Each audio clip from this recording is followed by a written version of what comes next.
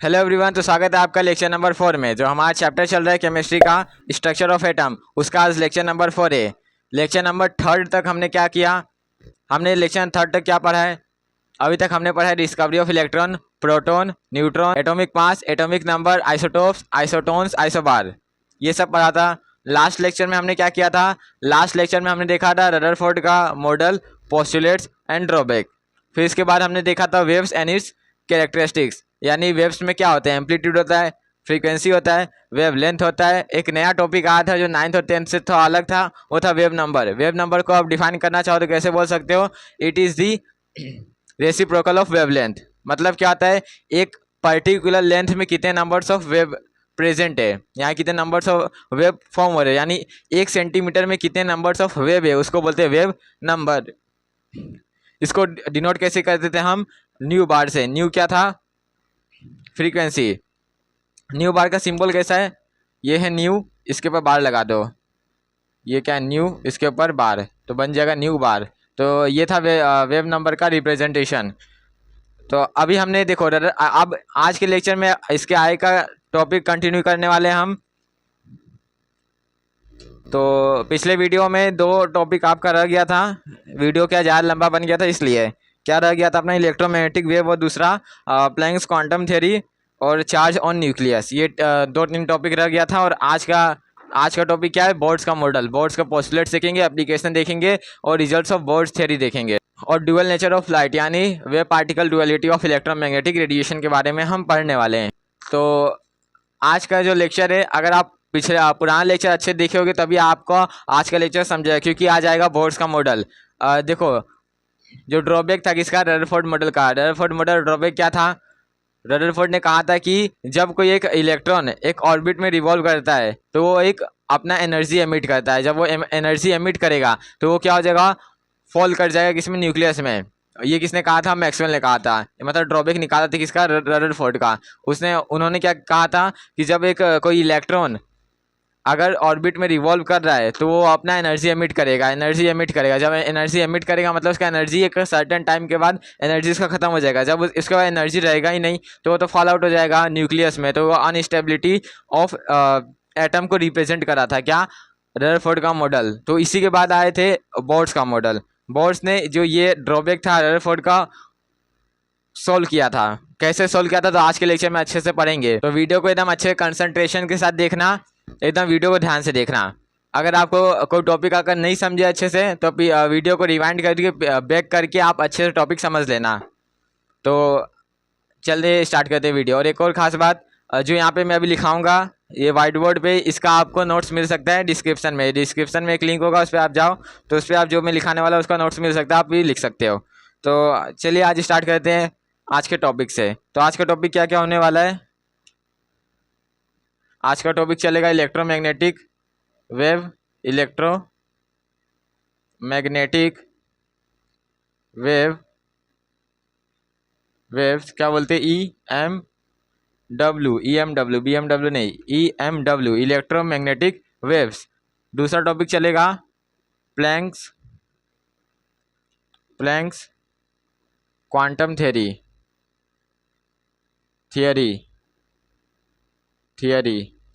और इसी में हम पढ़ेंगे चार्ज ऑन न्यूक्लियस। इसी में पढ़ेंगे हम चार्ज ऑन न्यूक्लियस, न्यूक्लियस का कौन सा क्या चार्ज होता है। फिर आज का ये क्या पुराना टॉपिक है, लेक्चर नंबर 3 का टॉपिक है, उस टाइम में कवर नहीं करा पाया था, आज इसको देखेंगे। फिर dual nature of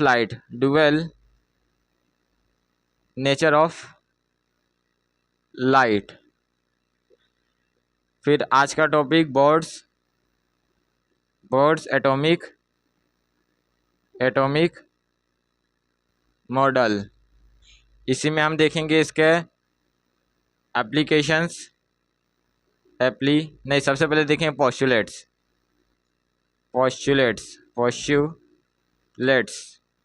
and then हम देखेंगे सेकेंड एप्लीकेशंस,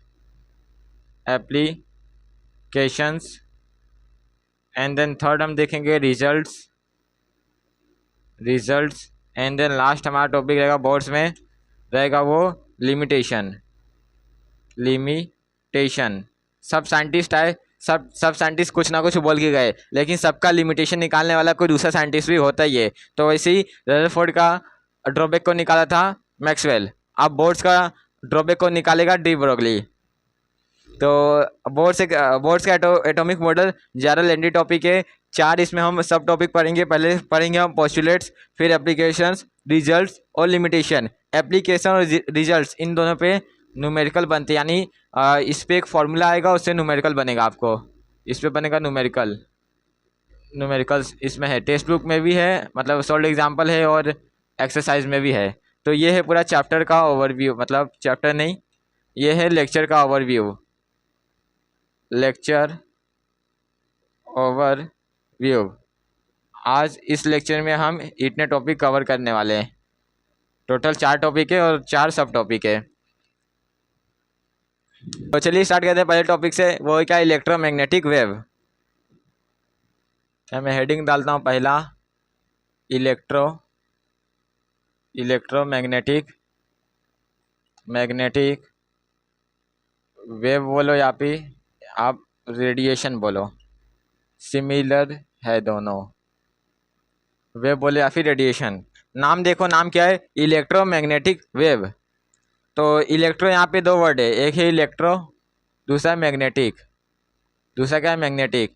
इलेक्ट्रो का मतलब हो जाएगा इलेक्ट्रिक, और मैग्नेटिक का हो जाएगा मैग्नेटिक मतलब इलेक्ट्रिक फील्ड और मैग्नेटिक फील्ड। नाम से क्या पता चल रहा है, यानी कुछ यहाँ पे इलेक्ट्रिक और मैग्नेटिक फील्ड का बात होने वाला है, इलेक्ट्रोमैग्नेटिक वेव। तो आप सुनो, एक स्टेटमेंट बोलता हूँ, oscillating charge always produce oscillating electric and magnetic field. क्या बोला मैंने, oscillating charge always produce oscillating charge always produce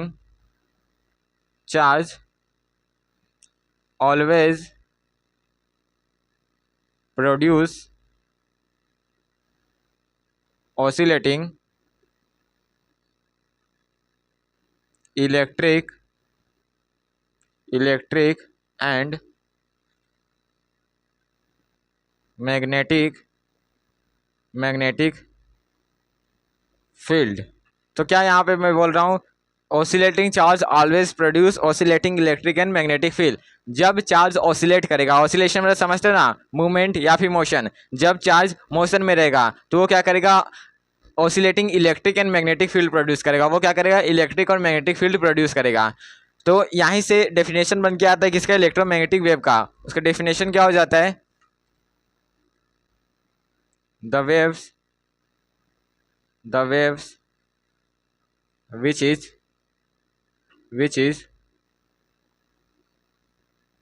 which are produced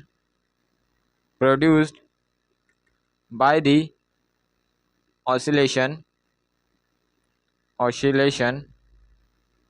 of electric and magnetic field at perpendicular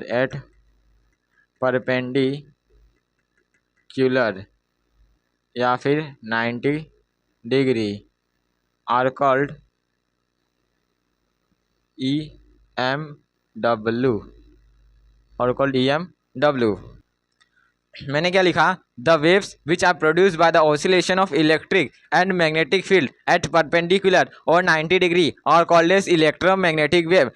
अब ध्यान से सुनो, जब electric field and magnetic field perpendicular oscillation करेंगे, जब मान लो ये इलेक्ट्रिक फील्ड, ये मैग्नेटिक फील्ड, जब ये दोनों परपेंडिकुलर ऑसिलेशन करेंगे, ये आगे, ये इस तरफ, ये इस साइड, ये ऊपर, जब ये दो electric field and magnetic field जब परपेंडिकुलर ऑसिलेशन करेंगे, तब जो वेव प्रोड्यूस होगा इन दोनों के परपेंडिकुलर, मान लो ये, तो ये हो जाएगा इलेक्ट्रोमैग्नेटिक वेव।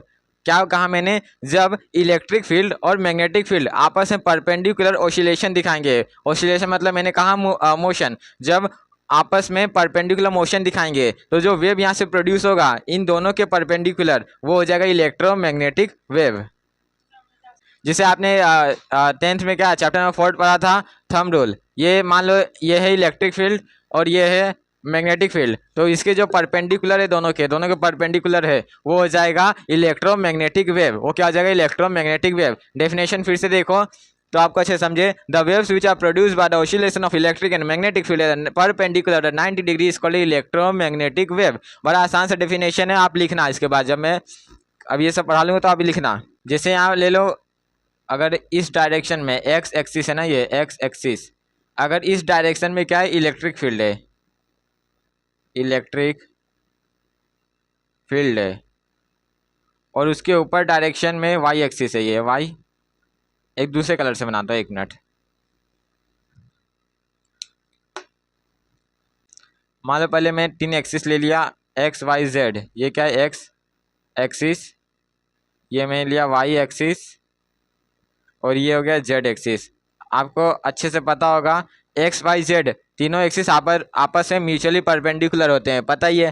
तो ये देखो, एक्स एक्सिस से मैंने ले लिया इलेक्ट्रिक फील्ड, मान लो मैंने ले लिया इलेक्ट्रिक फील्ड, और वाई एक्सिस से मैंने ले लिया मैग्नेटिक फील्ड।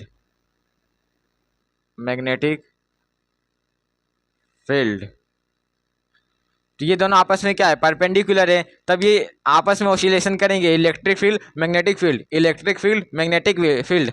तब जो जेड एक्सिस पे जो परपेंडिकुलर जो वेव आएगा उसको बोलते हैं हम इलेक्ट्रोमैग्नेटिक वेव। यहाँ से एक वेव प्रोड्यूस होगा, उसको बोलेंगे इलेक्ट्रोमैग्नेटिक वेव। तो ये क्या आ जाएगा अपना? Electromagnetic wave. ये हो जाएगा EMW, इलेक्ट्रोमैग्नेटिक वेव। तो आई होप आपको अच्छे समझ गया होगा। तो यहाँ से एक और पॉइंट इसका इलेक्ट्रोमैग्नेटिक वेव का लिख सकता हूँ, EMW। आप अच्छे शॉर्ट में समझ जाओ, मैं इतना बड़ा नहीं लिख सकता। EMW is transverse wave. Highlight करके लिखता हूँ,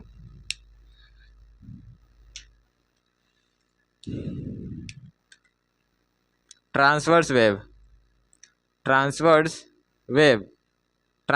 क्या होता है? साउंड चैप्टर में आपने अच्छे पढ़ा है। ट्रांसवर्स वेव क्या होता है? एक ऐसा वेव जो कि परपेंडिकुलर मोशन दिखाए टू द वेव प्रोपोगेशन, यानी जब यहाँ वेव ऐसे सीधे जा रही है तो उसका मोशन क्या होगा? परपेंडिकुलर होगा। तो अभी ये यहाँ पे ऐसा ही तो कंडीशन बन रहा है, ये इलेक्ट्रिक फील्ड, यहाँ मैग्नेटिक फील्ड, दोनों के परपेंडिकुलर EMW यानी इलेक्ट्रोमैग्नेटिक वेव आ रहा है। तो मैं ऐसा नहीं बोल सकता EMW is a transverse wave. क्यों? क्योंकि यहाँ पार्टिकल का मोशन क्या है? परपेंडिकुलर है। यहाँ पे लिख देता हूँ, मोशन इज परपेंडिकुलर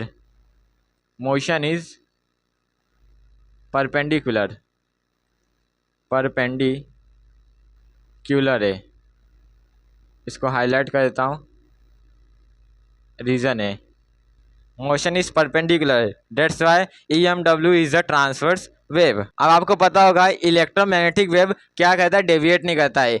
इलेक्ट्रिक और मैग्नेटिक फील्ड में EMW अपना डेविएट नहीं करता है। ऐसा क्यों? क्योंकि देखो ध्यान से सुनो, इलेक्ट्रोमैग्नेटिक वेव इसलिए डेविएट नहीं करता क्योंकि इसके perpendicular electric and magnetic field आपस में चलते रहते हैं, इसलिए इलेक्ट्रोमैग्नेटिक वेव डेविएट नहीं करता in the presence of electric and magnetic field. आपको एक कॉन्सेप्ट याद रखना है। फिर यहाँ से आपको एक और पॉइंट में लिखा सकता हूँ, क्या? EMW electromagnetic wave is perpendicular to electric field which is also perpendicular to magnetic field. किसी को कोई दिक्कत परेशानी नहीं होना चाहिए। मैग्नेटिक फील्ड, इसको मैं हाईलाइट कर देता हूँ तो अच्छा रहेगा।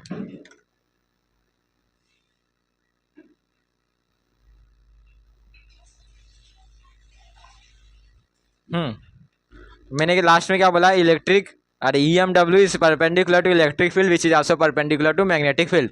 तो यहाँ तक है पूरा कहानी इलेक्ट्रोमैग्नेटिक वेव का। तो आपको अभी अगर आपको पहले से अच्छे से नहीं पता था EMW या फिर इलेक्ट्रोमैग्नेटिक वेव या फिर रेडिएशन क्या होता था, तो अभी आपको अच्छे से पता चल गया होगा। अगर आपको था कन्फ्यूजन है तो वीडियो को फिर से पीछे करके देखो, मैंने एकदम अच्छे से बताया क्योंकि मैंने खुद से एकदम अच्छे से पढ़ा है।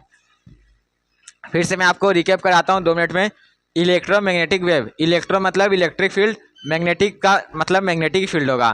तो ये हमेशा याद रखो, क्या? Oscillating charge always produce oscillating electric and the magnetic field. जब चार्ज ऑसिलेट करे, मान लो ये चार्ज है, ये मूवमेंट में कर रहा है, तो ये अपने पास electric and magnetic field produce करेगा परपेंडिकुलर, ठीक है। फिर the waves which are produce by the oscillation of the electric and magnetic field at a perpendicular और 90 degree is called as EMW। अगर इलेक्ट्रिक फील्ड ऐसे मैग्नेटिक फील्ड यहाँ है तो इसके परपेंडिकुलर ये हो जाएगा इलेक्ट्रोमैग्नेटिक वेव या फिर इलेक्ट्रोमैग्नेटिक रेडिएशन।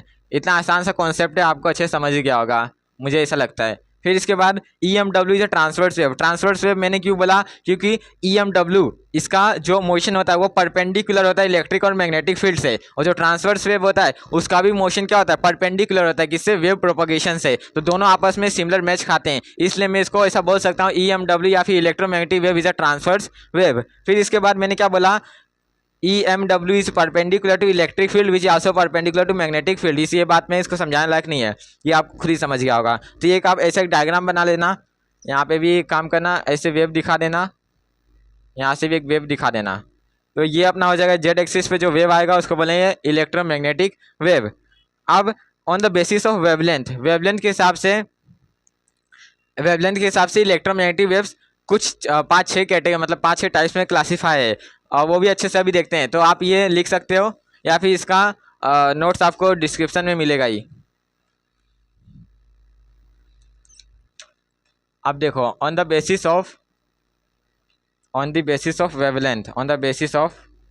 वेवलेंथ आपको समझता है ना, अभी तो मैं बताया था पिछले लेक्चर में। वेवलेंथ क्या होता है, दो वेव्स के बीच का डिस्टेंस। एक मिनट, ये एक वेव है, ये दोनों बीच का डिस्टेंस वेवलेंथ लैम्डा, तो ये क्या है, वेवलेंथ। तो on the basis of wavelength EMW is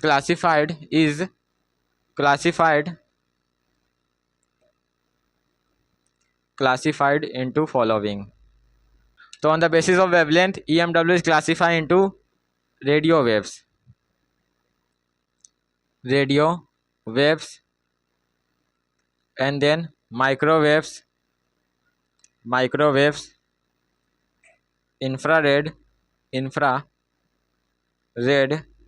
waves, after ultraviolet, X-rays, and then last gamma rays। तो यहाँ पे मैंने टोटल 6 नाम लिखे हैं। आई होप आपको ये 6 नाम पहले भी आपने कहीं ना कहीं सुना होगा। आपने ऑब्जर्वेशन ऑफ स्पेस और टेलीस्कोप ऐसा कोई चैप्टर होगा, इसमें आपने रेडियो वेव्स के बारे में अच्छे से पढ़ा होगा। कब, 9th में, लास्ट चैप्टर था शायद। माइक्रोवेव्स पता ही है, इंफ्रारेड भी पता ही होगा, एक्सरेज तो बहुत फेमस है, ये तो पता ही होगा एक्सरेज, गामा रेज भी पता ही होगा आपको। तो भी अब यहाँ पे देखो, जो ये रेडियो वेव्स होता है इसका बहुत ज़्यादा वेवलेंथ होता है, लॉन्ग वेवलेंथ।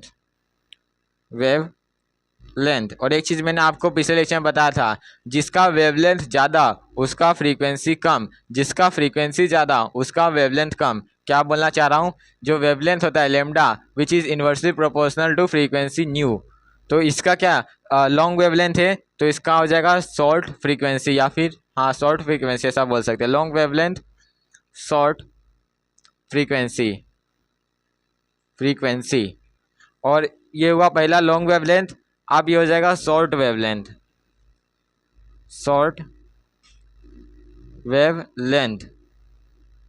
तो इसका हो जाएगा लॉन्ग फ्रीक्वेंसी।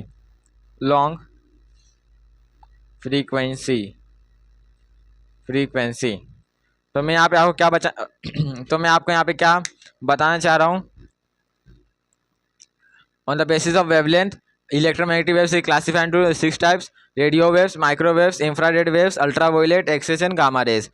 इस पर ध्यान देने की बात यह है कि रेडियो वेव्स और गामा रेज, रेडियो वेव्स इसका लॉन्ग वेवलेंथ होता है, जिसका वेवलेंथ ज़्यादा होगा उसका फ्रीक्वेंसी कम होगा, इन्वर्सली प्रोपोर्शनल होता है, इन्वर्स रिलेशन होता है वेवलेंथ और फ्रीक्वेंसी में। Gamma rays same condition also here, short wavelength है तो लॉन्ग फ्रीक्वेंसी होगा, यानी फ्रीक्वेंसी ज़्यादा होगा।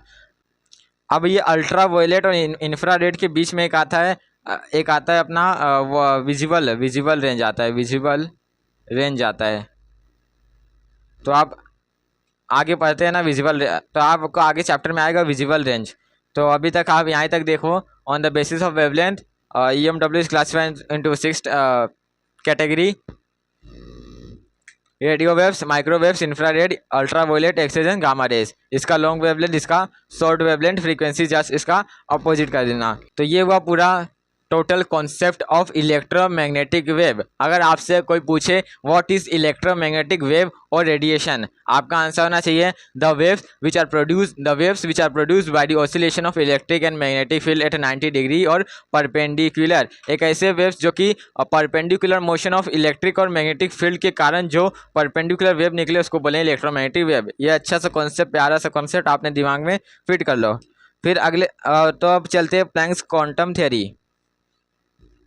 Text book page number 40, text book page number 39 पे दिया है।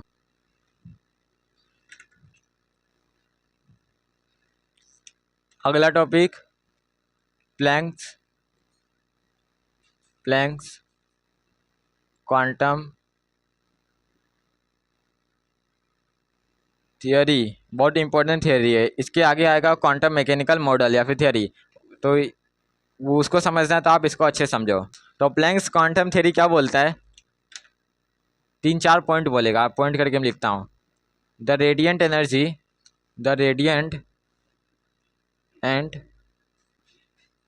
Energy emitted by the body is not continuous, it is in the form of small packets,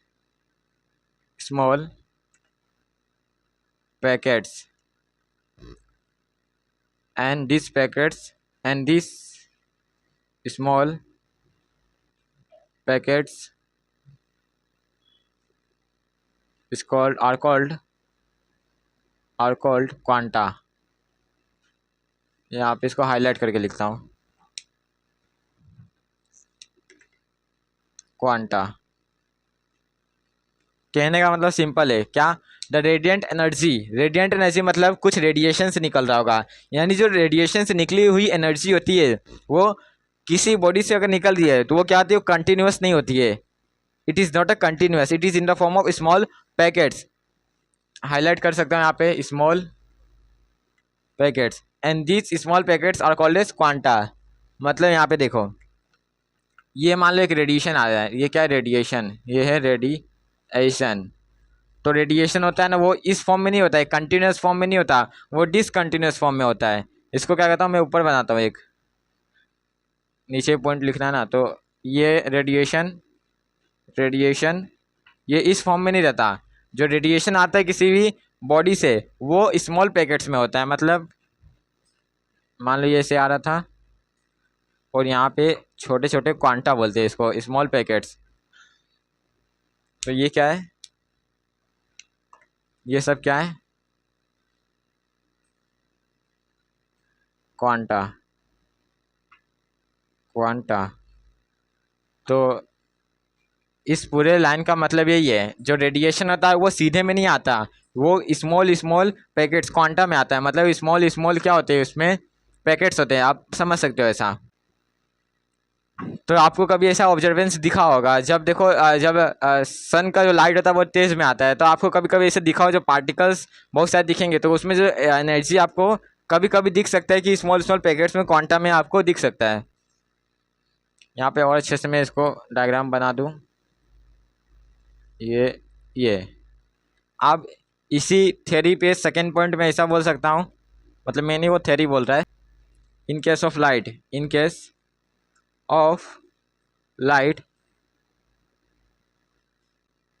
the small packets of energy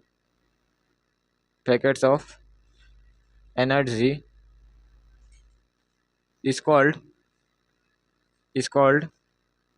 photons। आपने नाम सुना होगा photons, जो light के जो पार्टिकल्स होते हैं उसको क्या बोलते हैं, फोटॉन्स। तो यहाँ पे मैंने क्या लिखा, कुछ अलग लिखा क्या, in case of light the small packets of energy is called as photons but in general it is called as quanta. अब ये भी लिखने की ज़रूरत है, चलो लिख ही देता हूँ, but in a journal it is called quanta. In case of light, the small packets of energy, जो ये small packets of energy है, इन केस ऑफ लाइट के केस में हम उसको बोलते हैं फोटॉन्स. फोटॉन्स क्या होता है? जो लाइट के पार्टिकल्स होते हैं उसको क्या बोलते हैं हम? Photons. But in general it is called as quanta. Third and the most important point of the this theory is that, third point में लिखूं यहाँ पे, द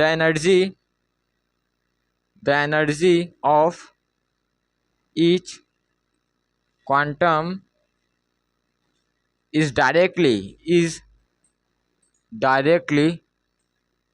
proportional to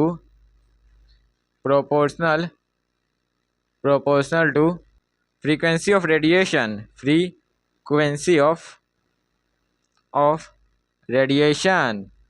बहुत इंपॉर्टेंट पॉइंट मैं लिखा हूँ यहाँ पे. इसी से आप एक क्या, इसे आप 10 20 50 100 न्यूमेरिकल सॉल्व कर सकते हो. ये थर्ड पॉइंट इंपॉर्टेंट है. क्या है? The energy of each quantum is directly proportional to frequency of radiation. मतलब यही है इसका साफ. एनर्जी ऑफ रेडिएशन आपको शायद दिख ही रहा होगा, मैं देखता हूँ बाद में. Energy of radiation is directly proportional to frequency. इसको मैं यहाँ पे बॉक्स में रखता हूँ. क्या लिखा मैंने? Energy of radiation is directly proportional to frequency. इस स्टेटमेंट को इस तरीके से लिखा. इसका मतलब क्या है? एनर्जी ऑफ रेडिएशन क्या होता है? एनर्जी को हम कैसे डिनोट करते हैं? E is directly proportional to frequency क्या होता है? न्यू. तो E is directly proportional to क्या हो जाएगा? न्यू. अब देखो, जब डायरेक्टली या फिर इनवर्स प्रोपोर्शन का हमें रिलेशन मिलता है तो ये डायरेक्ट और इनवर्स प्रोपोर्शन हट के कोई कांस्टेंट आता है. तो आप ध्यान से देखो यहाँ पे, ये थ्योरी का टाइटल क्या है? Planck's quantum theory. तो ये थ्योरी को कौन दिया होगा? प्लैंक्स. तो अब ये सब कौन कर रहा है? ये सब मैं थोड़ी ना कर रहा हूँ, ये सब प्लैंक्स ने किया. अभी तो मैं आपको बता रहा हूँ. तो ये सब प्लैंक्स ने किया है. तो यहाँ पे डायरेक्टली प्रोपोर्शनल सिंबल है. अब इसको हटाने की बारी आई तो अब जो ये सब बता रहा है, जो ये सब परफॉर्म कर रहा है, तो वही अपना क्या किया, यहाँ पे अपना एक कांस्टेंट दे दिया. इसको लोगों ने क्या बोला, या उसने खुद ही बोला, ये है प्लैंक्स कांस्टेंट. तो यहाँ पे प्रोपोर्शनल साइन हटेगा तो वो हो जाएगा E which is equal to H nu. E which is equal to h new, where h क्या है? h Planck's constant. h क्या है? Planck's constant. h क्या है? Planck's constant. आई होप आपको दिख रहा होगा. h क्या है? Planck's constant. E which is equal to h new. h stands for Planck's constant. और ये न्यू क्या है? फ्रीक्वेंसी. यहाँ पे क्या लिखा मैंने? Energy of radiation directly proportional to frequency. तो इसके बाद भी एक थोड़ा सा और बचा. ये प्लैंक्स क्वांटम थ्योरी में बोर्ड थोड़ा छोटा है इसलिए भर गया है. तो आपको मैं यहाँ पे अभी 2 मिनट में रिकैप कराता हूँ. क्या लिखा मैंने? प्लैंक्स क्वांटम थ्योरी 3 पॉइंट है जनरली. क्या है? The radiate energy emitted by the body is not continuous, it is in the form of small packets and this packets of energy are called as quanta. जो ये radiation है वो सीधे नहीं आता, मतलब वो कंटिन्यूअस नहीं आता. एक वर्ड याद रखो, कंटिन्यूअस नहीं आता. वो ब्रेकिंग मतलब ब्रेक करके आता. मतलब ब्रेकिंग मतलब क्या? ये स्मॉल पैकेट्स में आता है, उसको बोलते हैं हम क्वांटा. इतना आपको पता चला अच्छे से. फिर sorry, in case of light the small packets of energy called as photons. Light के केस में इसी स्मॉल पैकेट्स ऑफ एनर्जी को अपन बोलते हैं फोटॉन्स. 9th में भी आपको पता ही होगा फोटॉन्स क्या होता है. लाइट के पार्टिकल्स को बोलते हैं फोटॉन्स. बस इतना याद रखो, इसको क्या बोलते हैं? Photons. But in general it is called as quanta. And then after the energy of each quantum is directly proportional to frequency of radiation. इसका शॉर्ट में मैंने क्या लिखा? Energy of radiation is directly proportional to frequency. यहाँ से एक formula derive होने वाला है. E is directly proportional to frequency. ये प्लैंक्स ने अपना थ्योरी सब लिखा है, अपना थ्योरी सब परफॉर्म किया है, तो इसलिए यहाँ पे h आ गया. h stands for Planck's constant. अब इसका कुछ वैल्यू होता है, तो अब मैं इसको रफ करके प्लैंक्स कांस्टेंट यानी h की वैल्यू लिखने जा रहा हूँ. तो आपको अगर लिखना है तो आप लिख सकते हो, मैं अभी हट रहा हूँ. तो अभी भी चल रहा है अपना प्लैंक्स क्वांटम थ्योरी. अभी तक मैंने क्या लिखा? कंटिन्यू कर रहा हूँ. E is equal to H new.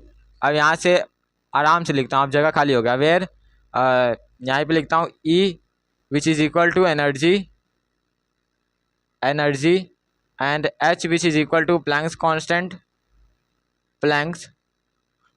इसका कुछ वैल्यू अभी मैं बताता हूँ. 10 सेकेंड रुक जाओ. 10 सेकेंड ही मतलब 1 मिनट रुक जाओ. फिर nu is equal to frequency, nu is equal to frequency. अब ये प्लैंक्स कांस्टेंट का वैल्यू होता है, आपको दिमाग में रखना है हमेशा हमेशा के लिए, आपको 12th तक काम आएगा, आगे भी आपको काम आएगा। इसका वैल्यू क्या होता है 6.626 इंटू 10⁻⁻34 जूल सेकेंड। क्या बोल दिया मैंने 6.626 इंटू 10⁻⁻34 जूल सेकेंड, ये इसका वैल्यू है। बहुत बड़ा सा वैल्यू है, मतलब देखा जाए तो बहुत छोटा वैल्यू है ऐसे तो, -34 है। मतलब इसे क्या कहते हैं राउंड ऑफ करके ऐसा बोलते हैं 6.67, क्या बोलते हैं 6.67, ये भी चलेगा। आप एक अच्छे से याद रखो 6.626 इंटू 10⁻⁻34 जूल सेकेंड, ये है प्लैंक्स कांस्टेंट का वैल्यू। एक फॉर्मूला का डेरिवेशन हम करेंगे। आपने को क्या पता है E which is equal to, एक minute, E which is equal to H nu. अपने को ये भी पता है जो C होता है वो क्या होता है फ्रीक्वेंसी इंटू लेमडा। लेक्चर ये प्रीवियस लेक्चर में देखा था, C which is equal to nu lambda. C यहाँ क्या था स्पीड ऑफ लाइट या फिर वेलोसिटी, न्यू क्या है फ्रीक्वेंसी, यहाँ भी न्यू फ्रीक्वेंसी है। अभी एक फॉर्मूला निकलेगा और यहाँ पे ये है वेवलेंथ लेमडा। तो आप एक काम करो, इस ये क्या है फ्रीक्वेंसी, इसको एक साइड ले लो, तो frequency which is equal to C by lambda, एक ये हुआ और एक ये है। दो इक्वेशन आपको दिख रहा है, दोनों को आप इंटर रिलेट कर दो, यानी दोनों को इक्वेट कर दो। एक मिनट, इसको नंबर 1 दे देता हूँ मैं, इसको नंबर 2। अब यहाँ पे कंटिन्यू कर रहा हूँ, इक्वेटिंग 1 एंड 2 क्या हो जाएगा, इक्वेटिंग मत करो, एक काम करो, ये वी हाँ न्यू का वैल्यू यहाँ पे पुट कर दो, तो E which is equal to H, nu की जगह आप लिख सकते हो C by lambda, C by lambda, तो E which is equal to H C by lambda. ये फॉर्मूला आपका डिराइव हो गया, H C by lambda, H C by lambda, ये हो गया फॉर्मूला, फॉर्मूला फॉर न्यूमेरिकल्स। इसी के ऊपर आपको एक्सरसाइज में न्यूमेरिकल्स दिखेंगे। तो E which is equal to H C by lambda, आप इसको आप देख के ऐसा बोल सकते हो E which is inversely proportional to 1 by lambda, यानी जितना एनर्जी ज़्यादा होगा उतना लेमडा कम होगा, लेमडा वेवलेंथ कम होगा। यानी अगर वेवलेंथ ज़्यादा है इसका मतलब एनर्जी क्या होगा कम होगा। ये हुआ एक इन्वर्स रिलेशन। तो रिलेशन आपको कोई काम नहीं है, आप ये फॉर्मूला को ध्यान में रखो, क्या E is equal to H C by lambda, E which is equal to H C by lambda. एक फॉर्मूला ये रखो E is equal to H nu, E which is equal to H nu. ऐसे याद रखो energy of radiation directly proportional to frequency, याद हो जाएगा E which is equal to H nu, where H is equal to Planck's constant. Value क्या है बोलो, value क्या था 6.626 इंटू 10⁻⁻34 जूल सेकेंड, जैसे मैंने याद किया है वैसे आप याद रखो। फिर यहाँ से एक आप फॉर्मूला डिराइव कर सकते हो, दोनों को इंटर रिलेट किया, एक नया फॉर्मूला बन के आया अपना। अगर आपको एनर्जी निकालना है तो प्लैंक्स कांस्टेंट हमेशा कांस्टेंट रहेगा, इसका वैल्यू अपने को पता है, C का भी वैल्यू अपने को पता है। अगर वेवलेंथ दे दिया तो हम एनर्जी निकाल सकते हैं किसी भी रेडिएशन का। तो ये हुआ पूरा प्लैंक्स क्वांटम थ्योरी। तो अब इसमें एक छोटा टॉपिक है चार्ज ऑन न्यूक्लियस। न्यूक्लियस के ऊपर कौन सा चार्ज होता है,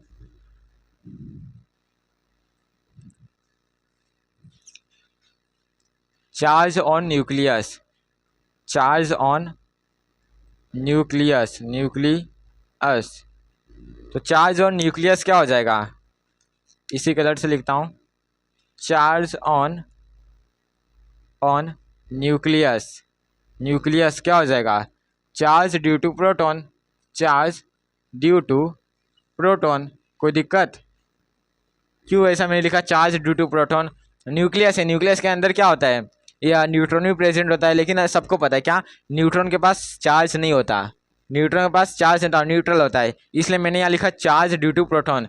तो वो क्या हो जाएगा नंबर ऑफ प्रोटॉन्स, कितने नंबर ऑफ प्रोटॉन्स प्रेजेंट है उसको मल्टीप्लाई कर देंगे हम चार्ज ऑन 1 प्रोटॉन। एक प्रोटॉन का चार्ज क्या होता है +E, एक प्रोटॉन का चार्ज क्या होता है +E।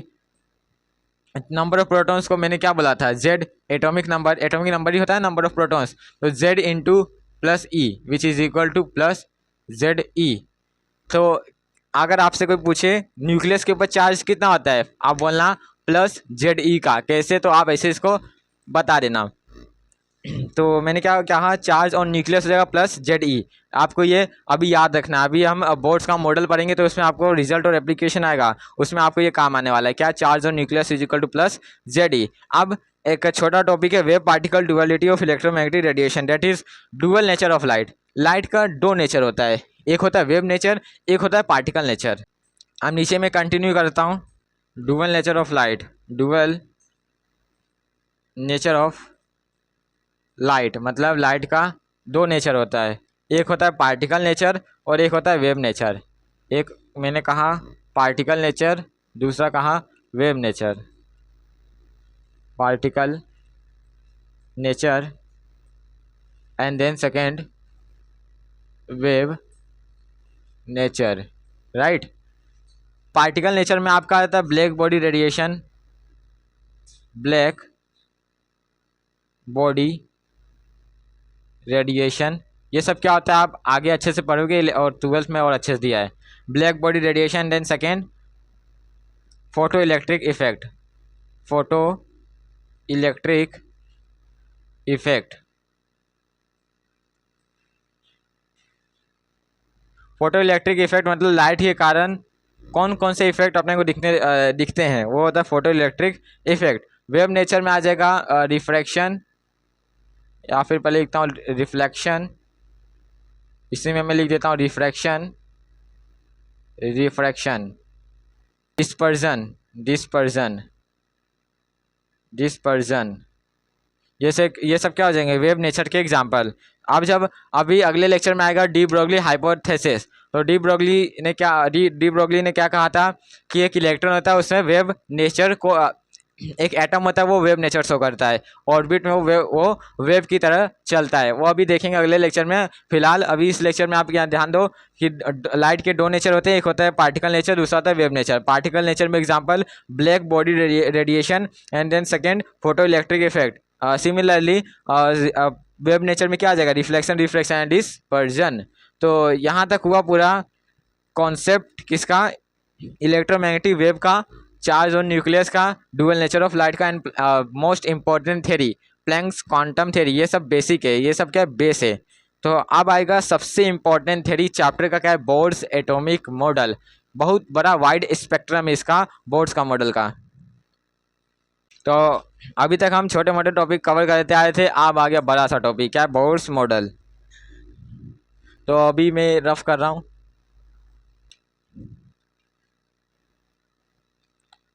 बोहर्स मॉडल, या फिर पूरा नाम लिख दो, नील्स बोहर्स मॉडल, पूरा नाम हो गया नील्स बोहर्स मॉडल। तो इन्होंने क्या किया था, इन्होंने रदरफोर्ड का जो ड्रॉबैक था, रदरफोर्ड का ड्रॉबैक क्या था, मैंने अभी लेक्चर के स्टार्टिंग में ही बताया था, अभी फिर से बता रहा हूँ कि जब कोई इलेक्ट्रॉन मूव करेगा एक ऑर्बिट में तो अपना एनर्जी एमिट करेगा, तो उसका जब एनर्जी क्या है, इलेक्ट्रॉन अपना एमिट करेगा तो एक ऐसा सर्टेन टाइम आएगा ना कि उसका एनर्जी क्या होगा, ख़त्म हो जाएगा। जब एनर्जी किसी का ख़त्म हो जाएगा तो क्या हो, गिर जाता है। अगर आपका भी एनर्जी ख़त्म हो गया तो आप भी गिर जाओगे। सेम एटम भी वही है, अगर एटम का एनर्जी ख़त्म हो गया तो वो भी गिर जाएगा, कोई शक नहीं होगा। तो बोर्ड्स ने, तो ऐसा क्यों हो रहा था, क्योंकि वो रदरफोर्ड का एक्सप्लेन अच्छे से नहीं कर पाया। उन्होंने क्या कहा था कि जो एटम है उसके पास एनर्जी होता है, लेकिन बोर्ड्स ने थोड़ा दिमाग लगाया, लेकिन बोर्ड्स ने क्या बोला कि एटम के पास एनर्जी नहीं होता है। ध्यान से सुना, बहुत लोग अच्छे से एक्सप्लेन नहीं करते हैं। एटम्स के पास एनर्जी नहीं होता है, वो उसके ऑर्बिट के पास एनर्जी होता है। अगर एटम्स के पास एनर्जी है ही नहीं खुद का, तो वो उसका एनर्जी ख़त्म ही क्यों होगा। जैसे यहाँ पे मैं एक बनाता हूँ ऑर्बिट, ये मैंने बनाया ऑर्बिट, मान लो यहाँ पे इलेक्ट्रॉन प्रेजेंट है, इलेक्ट्रॉन यहाँ पे प्रेजेंट है। तो अगर इलेक्ट्रॉन के पास खुद का एनर्जी है तो एक सर्टेन टाइम के बाद ये इलेक्ट्रॉन का एनर्जी ख़त्म हो जाएगा। जब उसका एनर्जी ख़त्म हो जाएगा तो ये न्यूक्लियस के अंदर क्या हो जाएगा, गिर जाएगा। तो ये था ड्रॉबैक। ऐसा क्यों हो रहा था, क्योंकि रदरफोर्ड ने बोल दिया था कि इसके पास एनर्जी होता है, लेकिन बोर्ड साहब आए, उन्होंने कहा कि ये इलेक्ट्रॉन के पास एनर्जी नहीं होता है, ये इसके ऑर्बिट के पास एनर्जी होता है, इसके ऑर्बिट के पास एनर्जी होता है। अगर इसके पास एनर्जी है ही नहीं तो क्या खत्म होगा? कुछ खत्म नहीं होगा, इसके ऑर्बिट के पास एनर्जी होता है, इसी कारण अपना इलेक्ट्रॉन सर्कुलर मोशन परफॉर्म करता है। सर्कुलर मोशन परफॉर्म करता है तो सेंट्रीफ्यूगल फोर्स और इलेक्ट्रोस्टैटिक फोर्स का जो नेट फोर्स होता है वो जीरो हो जाता है, इसलिए ये इलेक्ट्रॉन सर्कुलर मोशन करते रह जाता है, सर्कुलर मोशन करते रह जाता है। तो बोर्ड्स ने एक अच्छा सा कॉन्सेप्ट, एक अच्छा सा स्टेटमेंट बोल के गया, अच्छा सा स्टेटमेंट कहा, किसके ऊपर? ड्रॉबैक के ऊपर, रदरफोर्ड के। अब बोर्ड्स का भी देखो, रदरफोर्ड का भी कुछ ड्रॉबैक था, तो अब नील बोर्ड्स के भी कुछ ड्रॉबैक निकलेंगे।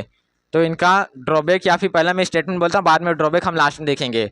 तो जो बोर्ड्स का मॉडल है is only applicable for single electron species, also I am से आल्सो बोल सकते हैं ऐसा, boards model is only applicable for hydrogen like species. Hydrogen like species मतलब हीलियम का +1 फॉर्म ले लो, लिथियम का +2 फॉर्म ले लो, hydrogen helium lithium beryllium, beryllium का +3 फॉर्म ले लो।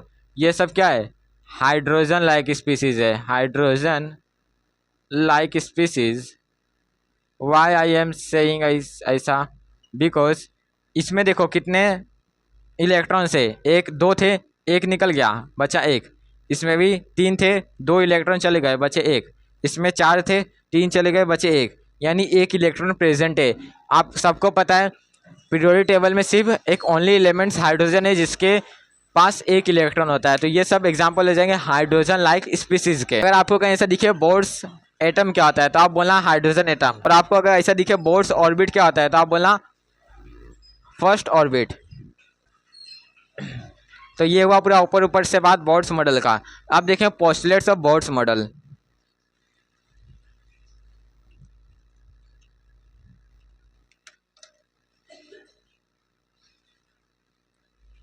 Postulates of Bohr's model. Postulates क्या होता है? दूसरे तीसरे लेक्चर में मैंने बताया था पोस्टुलेट्स, ये क्या होता है? अजम्पशन। पोस्टुलेट्स ये क्या होता है? अजम्पशन। यानी जब बोर्ड्स ने अपनी थ्योरी को परफॉर्म कर रहे होंगे तो कुछ जो पॉइंट निकले होंगे उसको उन्होंने रखा, तो वो जगह पोस्टुलेट्स। तो अजम्पशन, पोस्टुलेट्स को क्या बोलते हैं? अजम्पशन। इसको मैं हाईलाइट कर देता हूँ इस तरीके से। तो postulates of Bohr's model, I think 4 postulates दिया आपको टेक्स्ट बुक में। तो शुरू से शुरू करते हैं हम। तो यहाँ पे मैं लिखता हूँ first postulates.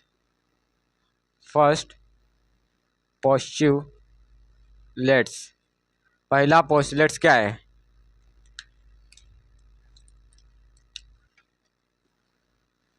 The electron in an atom moves around nucleus in circular path of radius r। इसको एक्सप्लेन करने की इतना ज़रूरत नहीं है, आप खुद ही समझ गए होंगे। एंड इसके बाद में लिखूँ this circular path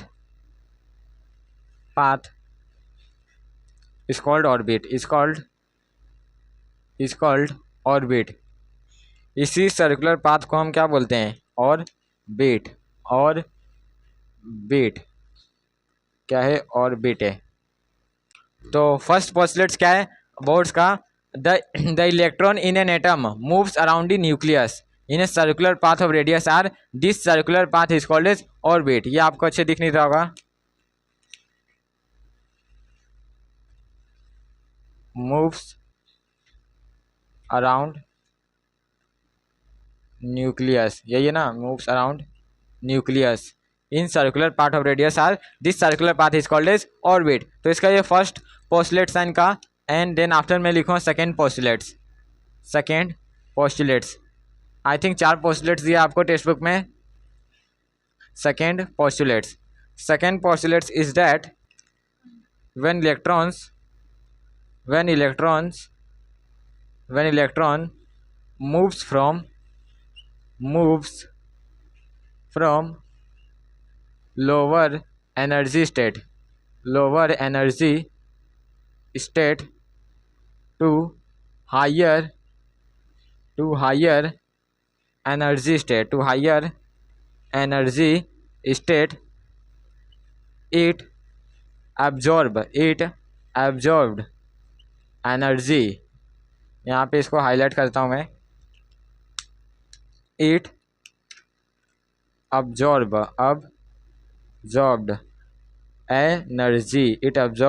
energy when electrons moves from lower energy level to higher energy level it absorbs the energy। मैं कहना क्या चाह रहा हूँ, मान लो ये एक ऐसा ये बनाया, ये मान लो n1 है n2 है, n क्या होता है नंबर ऑफ सेल, यानी पहला सेल है ये दूसरा सेल है, यहाँ पे आप ऐसे समझिए पहला ऑर्बिट है ये दूसरा ऑर्बिट है।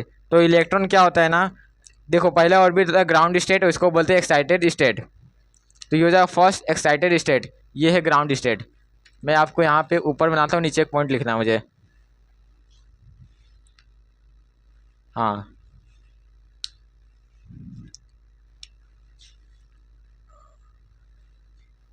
ये है n1 और ये n2, ये है ग्राउंड स्टेट, इसको मैंने कहा ग्राउंड स्टेट, ये है ग्राउंड स्टेट, एंड देन ये क्या है एक्साइटेड स्टेट, समझ लेना आप, ये क्या है एक्साइटेड स्टेट। तो इलेक्ट्रॉन्स क्या है ना, जब ग्राउंड यानी जब लोअर एनर्जी, ये क्या लोअर एनर्जी पे हायर पे, ये क्या लोअर, नीचे मतलब लोअर है, ये क्या हायर है, तो जब इलेक्ट्रॉन्स इस ऑर्बिट से यहाँ पे जाता है, इस ऑर्बिट में जाता है, तो वो क्या कहता है एनर्जी को एब्जॉर्ब करता है। मतलब अब ये आप प्रैक्टिकल फील करो, अब फील करोगे तभी आपको पढ़ने में मजा आएगा। मतलब देखो कहना क्या चाह रहा हूँ, यहाँ पे इलेक्ट्रॉन है, अब मुझे इस इलेक्ट्रॉन को इस ऑर्बिट में भेजना है, ये क्या ग्राउंड स्टेट, इसको एक्साइटेड स्टेट में लाना है, तो इसको क्या अपने को एनर्जी देना पड़ेगा। अगर आप किसी को फोर्स लगाओगे तभी इसमें मोशन होगा, तो यहाँ पे भी ऐसा है, इसमें अगर फोर्स लगाएंगे, आप फोर्स को आप एनर्जी समझो, अगर इसमें फोर्स लगाएंगे तो एक ऐसा टाइम आएगा कि ये एक्साइटेड स्टेट में चले जाएगा। तो सेम जब इलेक्ट्रॉन ग्राउंड स्टेट से एक्साइटेड में जाता है तो इसका मतलब वो एनर्जी को क्या करेगा एब्जॉर्ब करेगा। अगर कोई चीज़ पॉजिटिव में चल रहा है तो पक्का नेगेटिव में भी होगा, अगर कोई चीज़ सीधा है तो वो टेढ़ा भी होगा। तो वैसे ही अगर कोई चीज़ यहाँ से एब्जॉर्ब होगा, एनर्जी क्या एब्जॉर्ब हो रहा है कब, लोअर से हायर पे आएगा, तो हायर से लोअर पे आएंगे तो क्या होगा, एनर्जी क्या होगा एमिट होगा, एनर्जी क्या होगा रिलीज होगा। तो ये पॉइंट मैं यहाँ पे लिखता हूँ, ये सेकेंड पोस्टलेट्स में आएगा क्या, when electron moves from higher energy level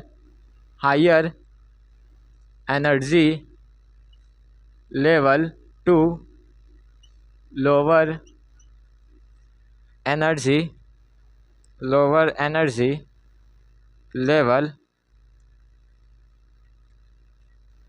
it release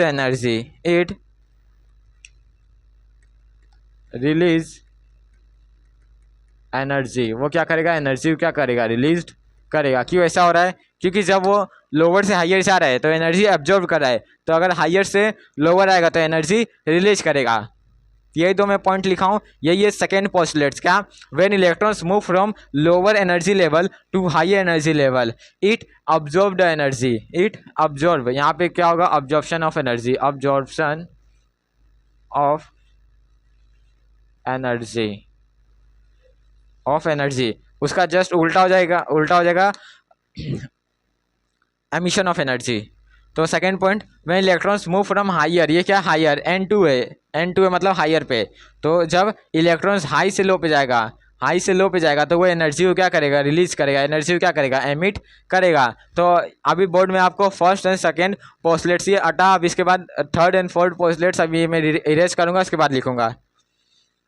तो आपको लिखना तो अभी लिखो। तो आप आते हैं next and third postulates of Bohr's model. Third postulates यहाँ थोड़ा डेरिवेशन करना है अपने को। थर्ड पोस्टुलेट्स क्या है, द फ्रीक्वेंसी, यहाँ पे सब पॉइंट कर देता हूँ, the frequency of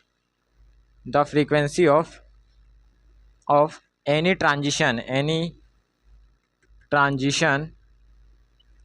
depends upon the frequency of, एक minute, the frequency of any transition depends upon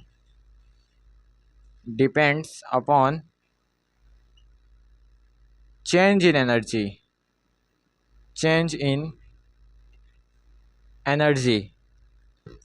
क्या कहना चाह रहा हूँ। अब यहाँ पे देखो, मैं डेरिवेशन करता हूँ फिर समझेगा आपको क्या बोल रहा हूँ। The frequency of any transition depends upon change in energy. Change का मतलब समझते हो ना, डेल्टा। ये डेल्टा क्या दिखाता है, चेंज को दिखाता है। आप यहाँ पे दो कन्फ्यूजन आपका दूर करता हूँ। एक होता है डेल्टा, एक होता है डी। एक होता है डेल्टा, एक होता है डी। डी मतलब ये आपको डिफरेंशिएशन में दिखा होगा, D Y by D X. तो डेल्टा होता है ये बिग चेंज के लिए रहता है। डेल्टा जो होता है वो बिग चेंज के लिए रहता है, ये बिग चेंज के लिए रहता है। और जो ये डी होता है वो स्मॉल चेंज के लिए रहता है, स्मॉल चेंज के लिए रहता है।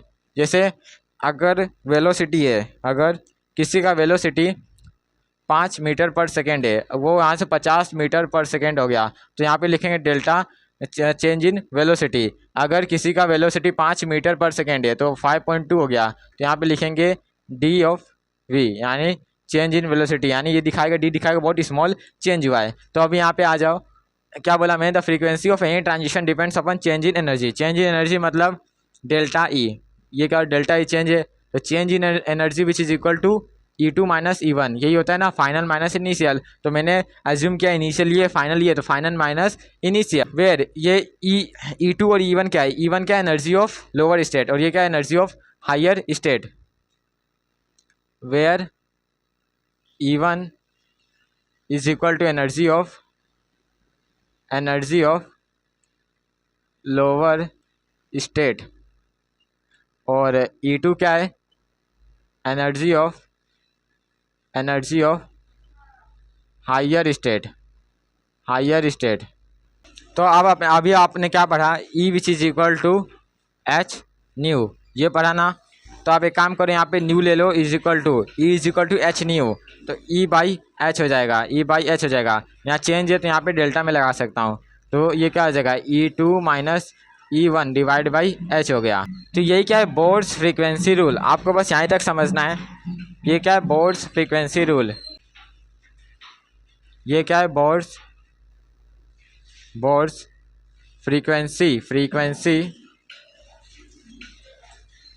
फ्रीक्वेंसी रूल, यही है बोर्ड्स फ्रीक्वेंसी रूल।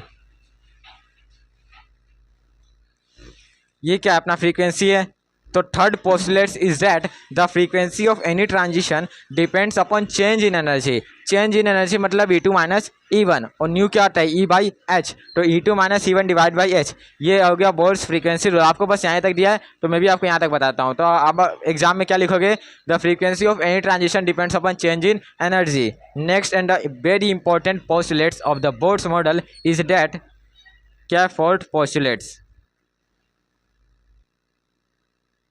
डेट्स। तो फोर्थ पोस्टुलेट्स बहुत इंपॉर्टेंट है, क्या है अभी मैं दिखाता हूँ। Electrons can revolve only in दस orbit in which angular momentum of an electron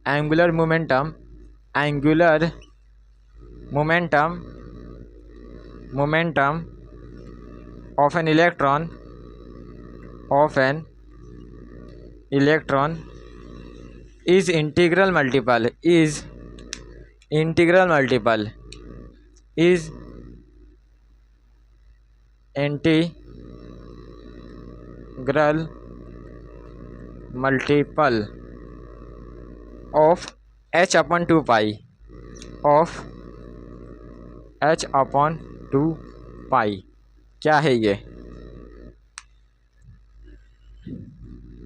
है ये कुछ नहीं, फोर्थ पोस्टुलेट से क्या है, electrons can revolve only in 10 orbits in which angular momentum of an electron is integral multiple of h upon two pi, H upon two pi. Integral multiple कहाँ गया, integral multiple. Integral multiple मतलब positive integers, इसका मतलब positive integers. यहाँ पे मैं highlight किया और लिख देता हूँ यहाँ पे नीचे positive integers, positive integers, integers. तो यहाँ पे देखो इलेक्ट्रॉन्स उसी ऑर्बिट में रिवॉल्व करेगा जिस ऑर्बिट में एंगुलर मोमेंटम, एंगुलर मोमेंटम कुछ नहीं होता है, एंगुलर मोमेंटम क्या होता है mvr, मतलब p को 8 से साथ मल्टीप्लाई कर दो। अभी आप यही समझो p को जब 8 से मल्टीप्लाई कर दो वजह होगा वो एंगुलर मोमेंटम। r क्या लेंथ है, रेडियस है, तो जब आप p क्या होता है mv, जब मोमेंटम को अगर 8 से मल्टीप्लाई कर दोगे हो जाएगा एंगुलर मोमेंटम। आप ये फिजिक्स में आप अच्छे से पढ़ोगे, तो अभी आप यहाँ रखो, इतना याद रखो, जब मोमेंटम को अगर 8 से मल्टीप्लाई करेंगे तो हो जाएगा एंगुलर मोमेंटम। तो यहाँ पे क्या हो रहा है, electrons can revolve only in 10 orbits in which angular momentum of electron is integral multiple of h upon two pi. अगर n नंबर्स यानी n की बात हुई, यानी n पॉजिटिव इंटीजर्स की बात हुई, तो यहाँ पे हो जाएगा n h upon two pi, या फिर ऐसा लिख दो यहाँ पे n h upon two pi, n h upon two pi. तो यहाँ से एक फॉर्मूला बन जाएगा m v r which is equal to n h upon two pi, n h upon two pi. ये है fourth postulates of Bohr's model. अभी आप यहाँ सीधा याद रखो ये स्टेटमेंट क्या है, इलेक्ट्रॉन्स उसी ऑर्बिट में रिवॉल्व करेंगे जिस ऑर्बिट में वो इलेक्ट्रॉन का एंगुलर मोमेंटम इंटीग्रल मल्टीपल यानी पॉजिटिव इंटीजर्स का मल्टीप्लाई हो जाए, वो क्या हो जाएगा n h upon two pi, that is m v r which is equal to n h upon two pi. तो ये जो आपको फोर्थ पोस्टुलेट दिख रहा है ना, आप इसी का अब यही पॉइंट को उठा के डी ब्रोगली प्रूफ करेंगे। तो ये इसका ऐसे ड्रॉबैक है। अभी ड्रॉबैक में मैं आऊँगा तो आपको यही पॉइंट जस्ट ऐसे लिखाने वाला हूँ। तो आप ये हुआ total 4 postulates of Bohr's model, that is Neil Bohr's model. 4 postulates है। फर्स्ट पोस्टुलेट्स क्या था, the electron in an atoms moves around the circular path, और जो सर्कुलर पाथ होता है उसको बोलते हैं ऑर्बिट। सेकेंड पोस्टुलेट्स क्या था, जब इलेक्ट्रॉन लोअर एनर्जी से लोअर पे हायर पे जाएगा तो वो एनर्जी एब्जॉर्ब करेगा, हायर से लोअर पे आएगा एनर्जी एमिट करेगा, एनर्जी रिलीज करेगा। एंड देन थर्ड क्या था, the frequency of any transition, transition मतलब चेंज, जो फ्रीक्वेंसी होता है वो चेंज इन एनर्जी यानी डेल्टा ई पे डिपेंड करता है। तो इस पे आता है एक आपको बोर्ड्स फ्रीक्वेंसी रूल, एक डिराइव होकर आया था। चौथा इंपॉर्टेंट और ड्रॉबैक क्या है, electrons can revolve only in those orbits in which angular momentum of an electron is integral multiple of h upon two pi. ये इसका ड्रॉबैक निकल जाएगा अभी आगे। तो ये टोटल हुआ 4 पोस्टुलेट्स। आप चाहो तो आप एग्जाम में लिख सकते हो। तो अभी मैं हट रहा हूँ।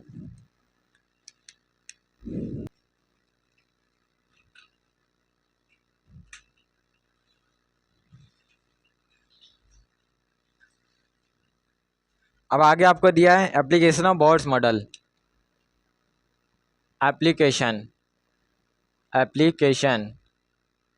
ऑफ बोर्ड्स मॉडल, यानी इसमें कुछ फॉर्मूला आपको दिखेगा, उस फॉर्मूला के बेसिस पे न्यूमेरिकल भी आपको मिलेगा टेक्स्ट बुक एक्सरसाइज में। तो आपको यहाँ पे डायरेक्ट याद रखना है क्या, velocity of electron, velocity of electron in nth orbit, nth orbit, nth मतलब कोई से भी orbit, first second third fourth वो चेंज होता रहेगा। तो velocity of electron in nth orbit which is equal to 2.18 into 10 की power 6 Z/n metre per second. तो यहाँ पे मैंने क्या लिखा, वेलोसिटी, किसी भी ऑर्बिट की वेलोसिटी निकालने के लिए कब, ये देखो application boards model, boards model मैंने बताया था हाइड्रोजन लाइक स्पीसीज के लिए बना था, यानी हाइड्रोजन एटम या फिर हाइड्रोजन जैसे एटम जैसे He+1 Li+2 ये सब के लिए बना था। तो velocity of electron in nth orbit क्या हो जाएगा, 2.18 इंटू 10 की power 6 Z/n metre per second. Velocity है तो यूनिट क्या आएगा, मीटर पर सेकेंड। वेयर यहाँ पे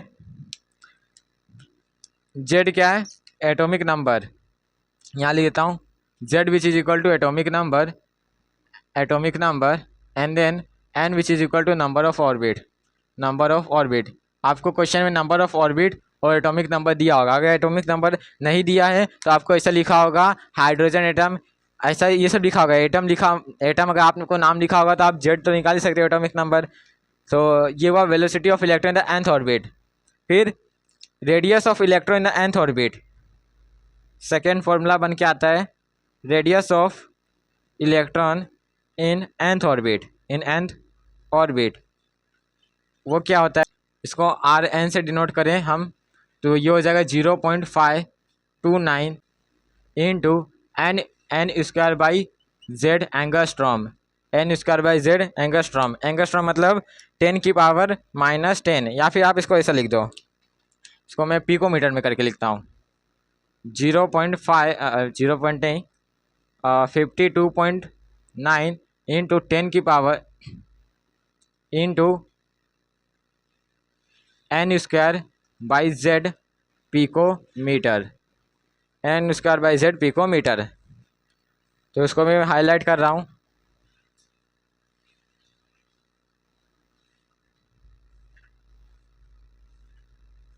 ये दूसरा फॉर्मूला बन के क्या आ गया, radius of electron in the nth orbit. अगर मान लो आपको 8वें ऑर्बिट का रेडियस निकालना है तो उसके लिए फॉर्मूला क्या बन के आएगा 52.9 into N square by Z. Same condition here also, N क्या है number of orbit, N which is equal to number of orbit, number of orbit, and then Z क्या है एटॉमिक नंबर, एटॉमिक नंबर।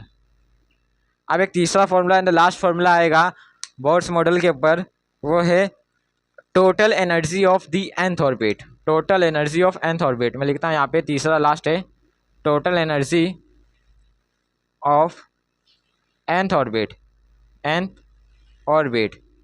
यानी आपको मान लो तीसरा orbit दिया है, इसमें आपको अगर बोला टोटल एनर्जी निकालने के लिए तो आप कैसे निकालोगे, इसके लिए एक फॉर्मूला है डिनोट, इसको कैसे डिनोट करेंगे E N which is equal to -2.18 into 10⁻⁻18 Z square by N square joule.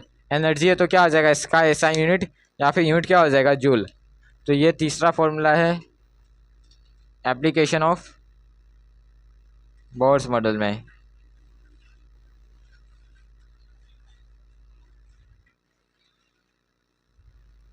इसको मैं हाईलाइट कर देता हूँ। आप ये सब जो वैल्यू आप ध्यान में रखना। आप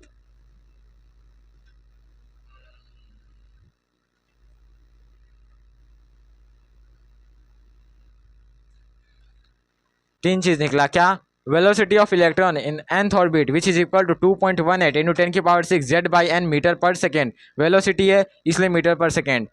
second after that radius of electron in nth orbit, radius निकालने के लिए किसी भी ऑर्बिट का क्या हो जाएगा 52.9 into N square by Z picometre. PM क्या है, पीएम क्या है पिकोमीटर, एन क्या है number of orbit, and Z क्या है यहाँ पे एटॉमिक नंबर। फिर total energy of electron in nth orbit जिसको हम बोलते हैं E N which is equal to -2.18 into 10⁻⁻18 Z square by N square joule. Energy इसलिए जूल आया। और यहाँ पे ध्यान रखना है एनर्जी होगा वो नेगेटिव में आएगा, एनर्जी हमेशा नेगेटिव में आएगा। तो आपको एक न्यूमेरिकल दिया होगा वो आप ट्राई कर सकते हो, फॉर्मूला लगाना, आपको आंसर लाना है।